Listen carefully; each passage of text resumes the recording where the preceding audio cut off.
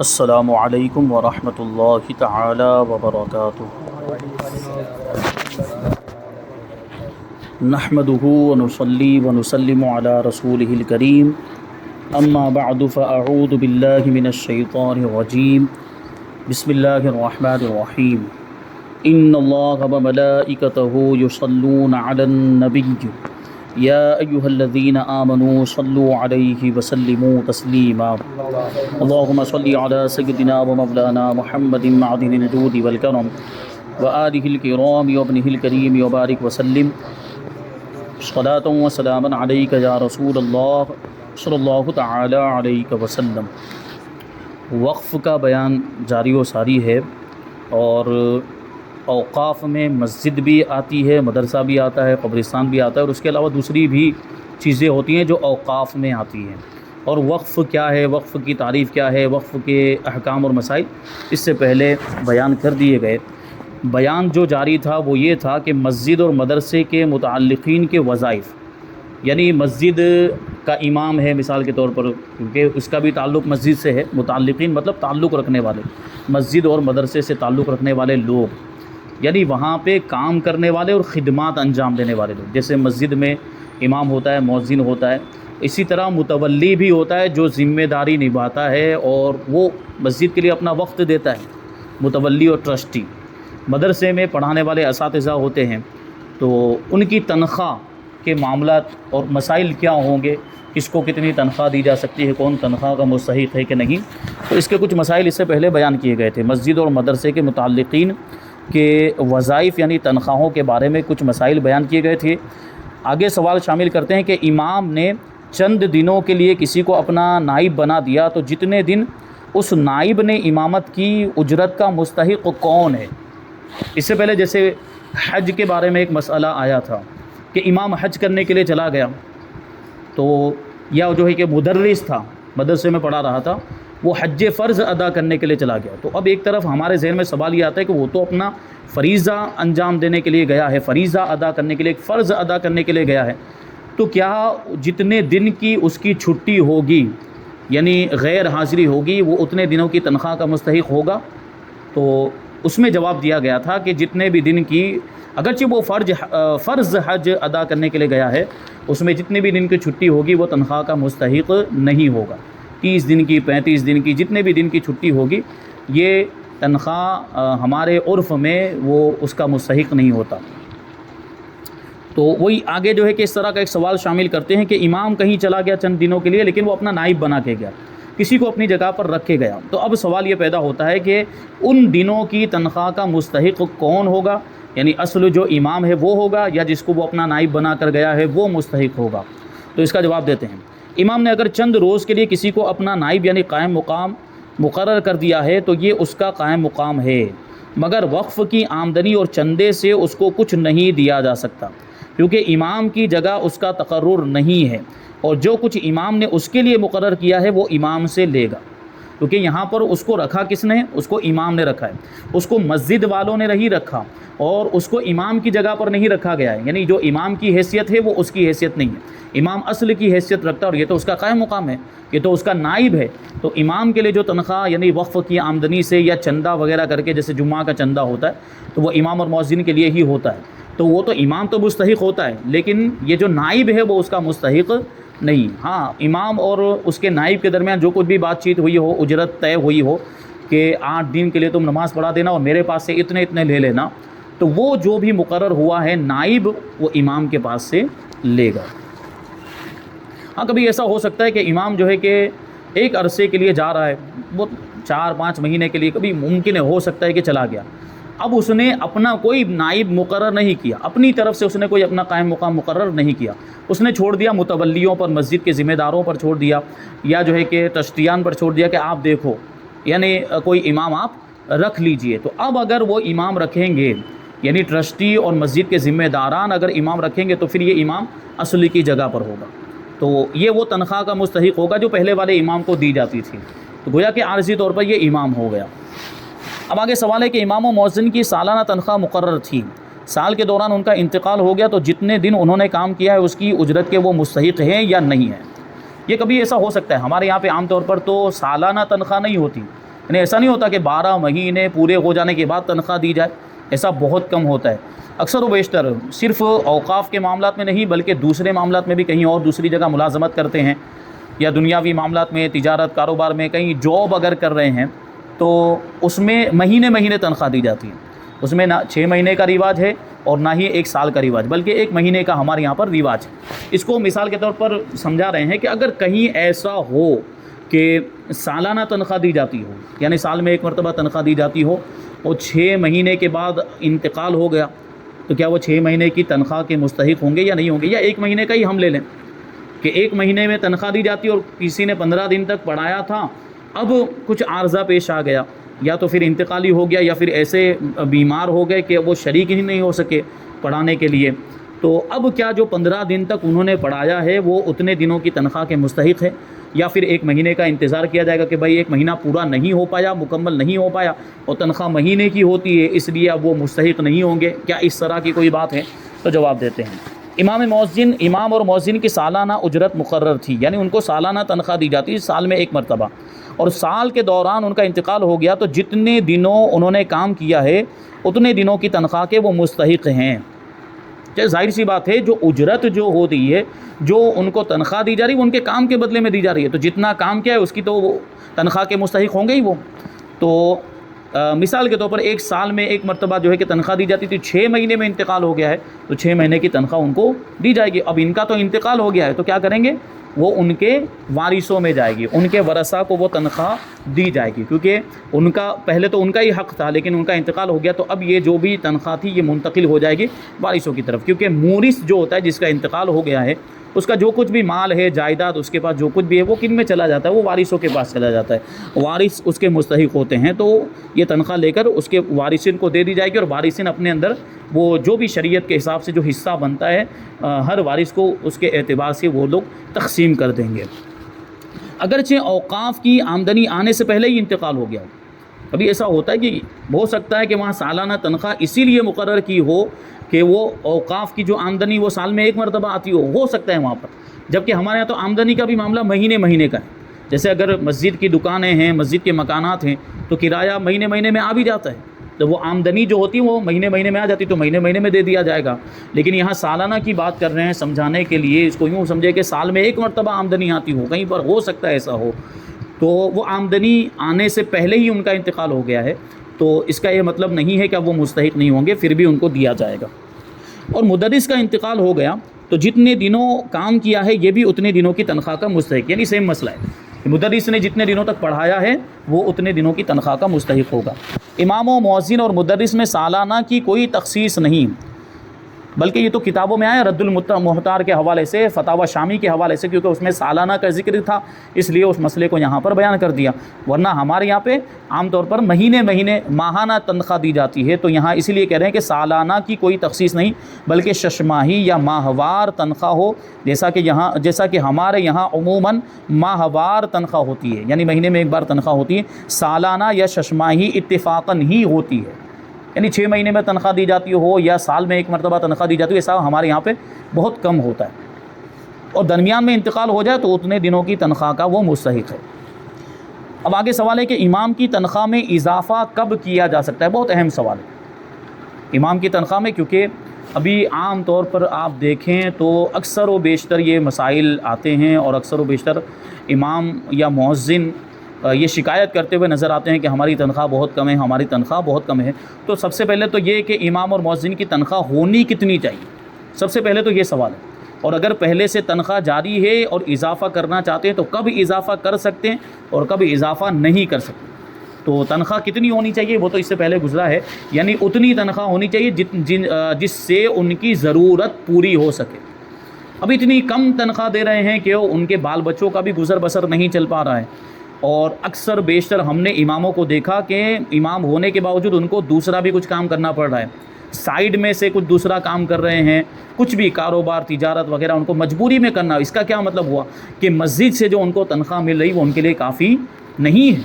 تو اس کا مطلب ہے کہ ضرورت کے مطابق وہ تنخواہ نہیں ہے۔ تو اگر مسجد کے پاس وسعت ہے، یعنی مسجد والوں کے پاس یا مسجد کی آمدنی ہے اوقاف کی، پھر بھی نہیں دے رہے ہیں تو یہ مجرم ہیں، مسجد والے مجرم ہیں، یعنی ضرورت کے مطابق تنخواہ دینا لازم اور ضروری ہے۔ اب یہاں بڑھانے کی بات چل رہی ہے، اضافہ کرنے کی بات چل رہی ہے، تو جواب دیتے ہیں کہ وقف سے امام کی جو کچھ تنخواہ مقرر ہے اگر وہ ناکافی ہے، یعنی اس کی ضرورت کے لیے کافی نہیں ہے، تو قاضی اس میں اضافہ کر سکتا ہے۔ قاضی سے مراد قاضی شرع، پرانے زمانے میں قاضی ہی فیصلے کیا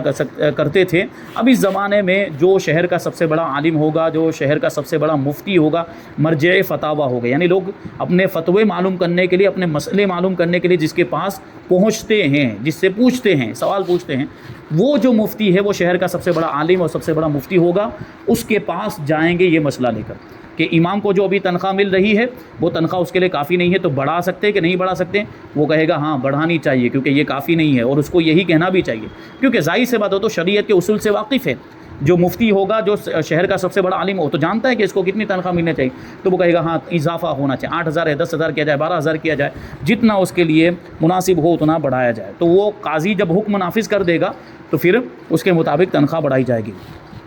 اور اگر اتنی تنخواہ پر دوسرا امام مل رہا ہے، یعنی اضافہ کیے بغیر، جیسے مثال کے طور پر پہلے امام کی تنخواہ 10,000 روپے،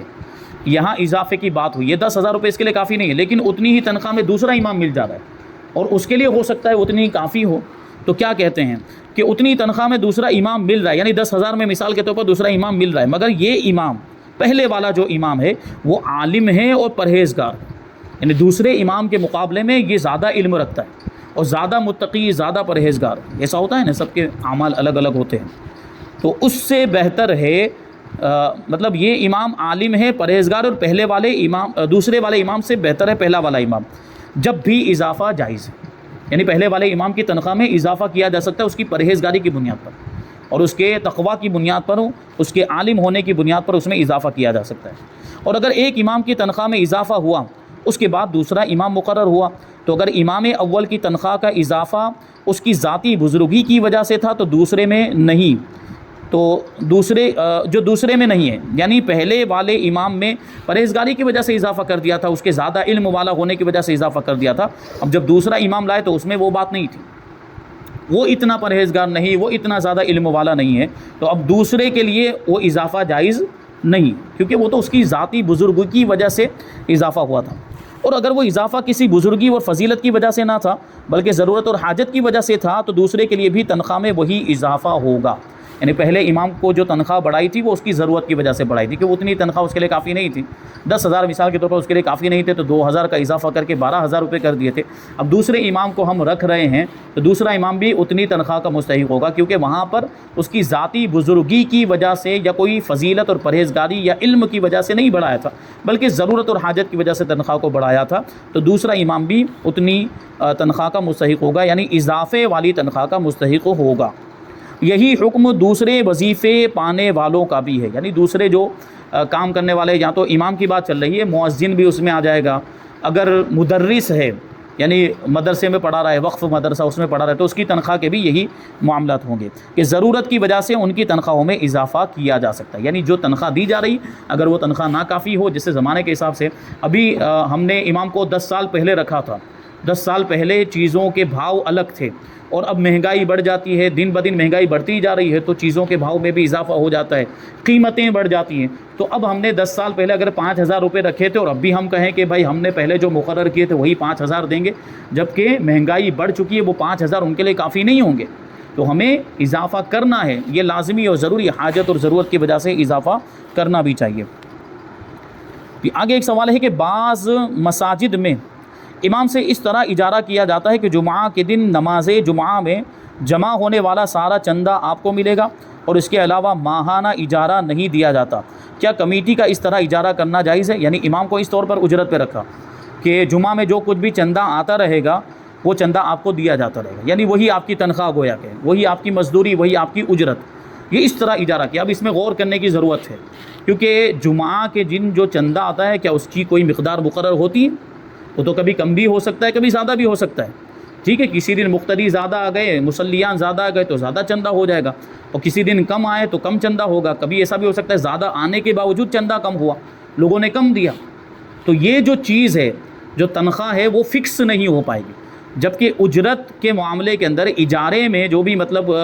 رکھا جاتا ہے کسی کو بھی کسی ملازمت کے لیے یا کسی عہدے پر کوئی کام سونپا جاتا ہے تو وہاں پہ جو اجرت یا جو مزدوری یا جو تنخواہ مقرر کی جاتی ہے اس کا معلوم ہونا ضروری ہے کہ وہ کتنی تنخواہ ہوگی، ورنہ کیا ہوگا بعد میں اختلاف ہوگا۔ جیسے عام ملازمت کوئی لے لے، کوئی جاب لے لے، اگر آپ کہیں دوسری جگہ پہ کام کرنے کے لیے گئے تو وہاں سب سے پہلے جا کر کیا بات کرتے ہیں کہ بھائی سیلری کیا ہوگی، تنخواہ کیا ہوگی، ٹھیک ہے۔ اگر تنخواہ کا کوئی وہاں پہ تذکرہ نہیں ہوا، تنخواہ کی کوئی بات چیت نہیں ہو تو آدمی لگتا ہی نہیں ہے، بھائی تنخواہ ہی نہیں بتائی اس نے تو میں کیسے لگوں، کہ ہو سکتا ہے کہ مطلب مہینہ ختم ہونے کے بعد وہ جس نے اتنے جتنی سوچی ہو اتنی اس کو تنخواہ نہ دی جائے، اس نے مثال کے طور پر 15 سوچی ہے اور اس کو 10,000 روپے دے دیے، تو یہ تو ناراض ہوگا ہی، پھر آپس میں جھگڑا ہوگا، یہ کہے گا میں نے تو 15 کی جو ہے کہ تمنا کی تھی، میں نے سوچا تھا کہ مجھے 15 ملے گی، تم نے مجھے 10 ہی دیا، تو وہ کہے گا نہیں میں نے تو 10 کا ہی سوچا تھا۔ تو اس طرح معاملات ہوں گے، اس وجہ سے کہتے ہیں کہ اجارے کے اندر اجرت کا معلوم ہونا ضروری ہے۔ تو فرماتے ہیں کہ اس طرح اجارہ کرنا جائز نہیں ہے، کیونکہ نہ کمیٹی کو معلوم ہے کہ جمعہ میں چندہ کتنا ہوگا، کیونکہ چندہ گھٹتا اور بڑھتا رہتا ہے، اور نہ ہی امام کو چندے کی مقدار کا علم ہے، جبکہ اجارے میں ضروری ہے کہ عاقدین کو اجرت کی مقدار معلوم ہو، یعنی جو اجارے پر رہ رہا ہے، یعنی جو ملازمت کرنے کے لیے اپنے آپ کو ملازمت کے لیے پیش کر رہا ہے وہ، اور جو ملازمت پر رکھنے والا ہے، دونوں کو معلوم نہیں ہے کہ وہ اجرت کتنی ہوگی، یعنی چندہ کتنا آئے گا وہ تو معلوم ہی نہیں ہے۔ حدیث سے اس کی دلیل پیش کرتے ہیں۔ حضرت ابو ہریرہ رضی اللہ تعالیٰ عنہ سے روایت ہے کہ نبی کریم صلی اللہ علیہ وسلم نے ارشاد فرمایا من استأجر اجیرا فلیعلمہ اجرہ، کہ جو کسی کو مزدوری پر رکھے تو اسے چاہیے کہ اجیر کو اس کی اجرت بتا دے، یعنی اب یہاں پر دیکھیں فعل امر آیا ہے، یعنی حکم دیا جا رہا ہے۔ حضور پاک صلی اللہ علیہ وسلم نے کیا ارشاد فرمایا فَلْيُعْلِمْهُ أَجْرَهُ، اس کو اس کی اجرت بتا دے کہ تمہاری اتنی اجرت ہوگی۔ اور حدیث کے اندر اور قرآن کے اندر جہاں پہ امر آتا ہے، حکم دیا جا رہا ہوتا ہے، تو وہ عام طور پر وجوب کے لیے ہوتا ہے۔ اس کا مطلب کیا ہے کہ اجیر کو یعنی مزدور کو اس کی اجرت بتانا ضروری ہے، اگر نہیں بتائیں گے تو یہ اجارہ فاسد ہو جائے گا۔ اجارہ اور اجرت یعنی کسی کو کرائے پر رکھنا، کسی کو کام کرنے کے لیے رکھنا، کسی کو اس لیے رکھنا کہ وہ ہمارے یہاں پر وقت دے گا اور ہم نے جس کام کے لیے اس کو رکھا ہوا ہے وہ کام انجام دے گا۔ یہ دوسری چیزوں میں بھی ہو سکتا ہے، جیسے امامت میں ہوتا ہے، اسی طرح دوسرے معاملات کے اندر بھی ہو سکتا ہے۔ جیسے مثال کے طور پر ہم نے کسی کو گھر بنانے کے لیے اجیر رکھا، یعنی اجارے پر لیا کہ یہ گھر آپ کو بنانا ہے اور آپ روزانہ جتنا بھی، کبھی جو ہے کہ عمل کا اجارہ ہوتا ہے، یعنی یہ گھر آپ بنا دیں گے تو آپ کی اتنی اجرت، تو یہ عمل کا اجارہ ہو گیا۔ کبھی وقت کا اجارہ ہوتا ہے کہ آپ کو روزانہ 2 گھنٹے ہمیں دینے اور اس کی اتنی اجرت، تو یہ وقت کا اجارہ ہو گیا۔ کبھی دونوں چیزیں بھی ہو سکتی ہیں، دونوں چیزیں ساتھ میں ہو سکتی ہیں۔ تو جیسے یہی گھر بنانے کی مثال لے لیں، روزانہ 2 گھنٹے آپ کو کام کرنا ہے اور یہ گھر مکمل کر کے آپ کو دینا ہے، تو دونوں چیزیں ہو گئی، عمل کا بھی اجارہ ہو گیا اور وقت کا بھی اجارہ ہو گیا۔ تو یہ اجارہ کا یہ مطلب ہوتا ہے کسی کو مزدوری پر رکھنا۔ تو یہاں پہ دیکھیں اجرت کو بتانا ضروری ہے، حدیث سے ثابت ہوا۔ امام اہل سنت امام احمد رضا خواہ فاضل بریلوی رضی اللہ تعالیٰ عنہ فرماتے ہیں اگر اجارہ صراحتاً خواہ دلالتاً واقع تو ہوا، یعنی اس نے اجرت کے لیے امامت کی اور قوم نے بھی اسے اجیر ہی سمجھا، کیونکہ عام طور پر اب تو دیکھیں ہمارے زمانے کے اندر اگر کوئی امامت کے لیے لگتا ہے تو اس کا مطلب یہ نہیں کہ وہ فی سبیل اللہ لگائے، یعنی وہ تنخواہ نہیں لے گا، ایسے معاملات نہیں ہوتے۔ اگر کوئی امامت کے لیے آیا اور امامت کی بات چیت ہوئی تو اس کا مطلب یہی ہوتا ہے کہ وہ ملازمت کر رہا ہے یہاں پر، یعنی وہ اجیر ہے، وہ اجارے پر یہاں پر امامت کرے گا۔ یہ ہمارے یہاں پہ عام طور پر تو صراحتاً یعنی صاف صاف الفاظ میں بات ہو گئی کہ میں یہاں پر جو امامت کر رہا ہوں تو میں اس کی اجرت لوں گا، یہ صاف صاف بات ہو گئی۔ اور کبھی دلالتاً ایسا ہوتا ہے، جیسے ابھی میں نے بتایا کہ ہمارے یہاں پہ عرف ہی ہے کہ اگر کوئی امامت پر لگے گا تو اس کا مطلب یہ ہے کہ اس کی تنخواہ ہوگی کچھ نہ کچھ، وہ فری میں نہیں کرے گا امامت۔ ہاں اگر کسی نے صراحتاً کہہ دیا کہ میں فری میں امامت کروں گا، فی سبیل اللہ کروں گا، جیسے بعض لوگ ہوتے ہیں حفاظ جو تراویح فی سبیل اللہ پڑھاتے ہیں، یعنی اس کے پیسے نہیں لیتے ہیں، تراویح کے تو بہرحال دوسرے مسائل بھی ہیں۔ تو یہاں بات چل رہی ہے کہ صراحتاً اجارہ ہوا خواہ دلالتاً اجارہ ہوا، یعنی اس نے اجرت کے لیے امامت کی اور قوم نے بھی اسے اجیر ہی سمجھا، یعنی ملازم ہی سمجھا، مگر تعین اجرت نہ بیان میں آیا نہ قرائن سے واضح ہوا تو اجارہ فاسد ہے۔ کیا مطلب ہوا کہ اس کی اجرت مقرر نہیں ہو پائی، نہ کسی نے اپنی زبان سے اپنے الفاظ سے اجرت بیان کی کہ آپ کی اتنی اتنی اجرت ہوگی، نہ کوئی قرینہ وہاں پہ تھا۔ قرینہ مطلب آگے پیچھے کوئی ایسی بات چیت بھی نہیں ہوئی یا آگے پیچھے کوئی ایسا واقعہ بھی پیش نہیں آیا جس سے پتہ چل جائے کہ اس کی اتنی اجرت ہوگی۔ مثال کے طور پر کبھی ایسا ہوتا نا کہ ایک امام ہٹے تو دوسرے امام کو رکھا گیا، تو اب وہ آیا دوسرا امام تو یہ کہہ دیا گیا، بس اتنا کہہ دیا گیا کہ پہلے امام کی جو ہم خدمت کرتے تھے وہی آپ کی خدمت کریں گے۔ تو اگرچہ یہاں دیکھیں الفاظ میں اس کی تنخواہ بیان نہیں ہو رہی، لیکن خود بخود سمجھ میں آ گیا کہ پہلے امام کی جو تنخواہ تھی وہ اس کی تنخواہ، یہ ایک قرینہ ہو۔ تو ایسا کچھ بھی نہیں ہوا، ایسی کوئی بات چیت نہیں ہوئی، ایسا کوئی قرینہ بھی موجود نہیں تھا، تو پھر یہ اجارہ کیا ہو جائے گا؟ یہ اجارہ فاسد ہو جائے گا۔ وہ اجرت اس کے حق میں خبیث ہے، یعنی اب ایسے اجارے کے بعد کچھ اس کو دیا جائے تو وہ لے نہیں سکتا ہے، اس کو واپس کرنا ضروری ہے۔ اسے تصدق کرنے کا حکم ہے، یعنی اسے صدقہ کر دینے کا حکم ہے۔ تو یہ تو دیکھیں کچھ مسائل شامل کیے گئے۔ اب انشاءاللہ آگے دیکھیے بہت اہم مسئلہ ہے کہ بلا وجہ شرعی امام یا خطیب کو مسجد سے فارغ کر دینا کیسا ہے، یعنی امام کو نکال دینا بغیر کسی شرعی وجہ کے۔ آج بہت سارے ایسے معاملات ہوتے ہیں کہ ذاتی معاملہ کچھ ہو گیا، یا جو ہے کہ امام صاحب نے تقریر کے اندر کچھ بول دیا، یعنی اصلاح کے طور پر کبھی کچھ بات بول دی جاتی تو برا لگ جاتا ہے لوگوں کو، یا اب بات یہ ہو جاتی کہ اس امام کو نکالو۔ تو یہ کوئی ذاتی جو معاملات ہوتے ہیں وہ معزول کرنے کی وجہ نہیں بن سکتے۔ تو وہی بتائیں گے کہ بلا وجہ شرعی امام کو نکال دینا یا خطیب کو نکال دینا یا مؤذن کو نکال دینا یہ کیسا ہے، اور وہ کون سی وجہ بنتی ہے جس کی وجہ سے امام کو نکالا جا سکتا ہے، اس کو معزول کیا جا سکتا ہے، اسی طرح مؤذن کو بھی نکالا جا سکتا ہے۔ یہ ساری چیزیں تفصیل کے ساتھ انشاءاللہ تبارک و تعالیٰ آگے بیان کریں گے۔ اللہ تبارک و تعالیٰ جو کچھ بھی بیان ہوا اس پر ہم سب کو عمل کرنے کی توفیق عطا فرمائے۔ وما علینا الا البلاغ۔ السلام علیکم۔